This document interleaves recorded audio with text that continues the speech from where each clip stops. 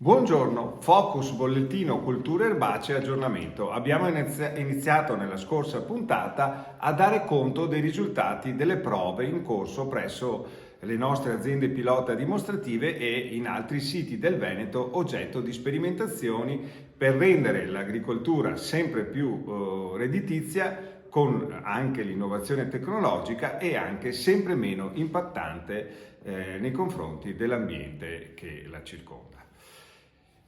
Oggi vorremmo parlare di cover crops, di colture di copertura, perché le colture di copertura sono molto importanti sia direttamente sia indirettamente per la difesa integrata. Oltre alla funzione importantissima di ridurre l'erosione dei nostri terreni, i nostri terreni continuamente diminuiscono di consistenza perché le piogge, soprattutto se i terreni non sono coperti, portano via una parte del terreno, una piccola parte del terreno, e progressivamente tendono a diminuire la quantità di terreno che abbiamo.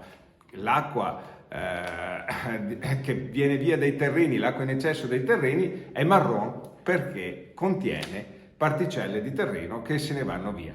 Le colture di copertura aiutano a ridurre questa perdita, sia che questa sia dovuta all'acqua, sia questa sia dovuta al vento. Non solo questo, ma riducono anche la perdita dei nutrienti. I nutrienti sono organicati dalle colture di copertura e non vengono portati via dall'acqua, e quindi le colture di copertura hanno in generale anche la funzione di ridurre le perdite di terreno e di nutrienti. Hanno in più la funzione di migliorare la struttura del terreno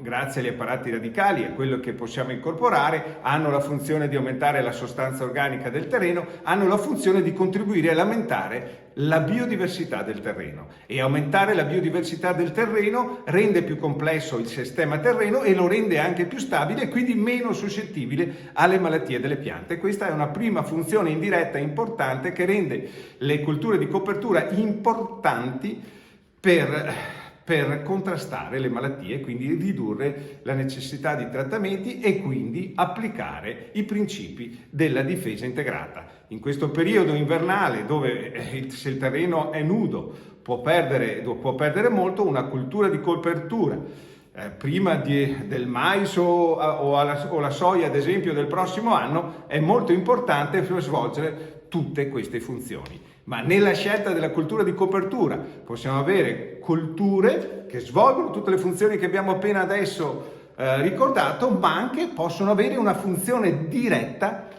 contro delle malattie. Ad esempio possono avere una funzione nematocida, poter contrastare i nematodi e quindi tutte le problematiche derivanti dai nematodi, ma possono anche avere un effetto biofumigante, come per esempio le brassicacee. Un esempio è la brassica iuncea, varietà selezionate ISCI italiane, che hanno una funzione di biofumigazione, quindi se hanno un buon sviluppo e sono interrate in modo appropriato possono contrastare e ridurre la fauna del terreno, gli insetti dannosi, e quindi ridurre l'eventuale problema di danni a colture suscettibili nell'anno successivo, inclusi gli elatteridi. Ci sono prove svolte proprio anche da Veneto Agricoltura che dimostrano come l'uso di certe piante per il sovescio, come coltura di copertura, possono ridurre le popolazioni di elatteridi come un buon insetticida,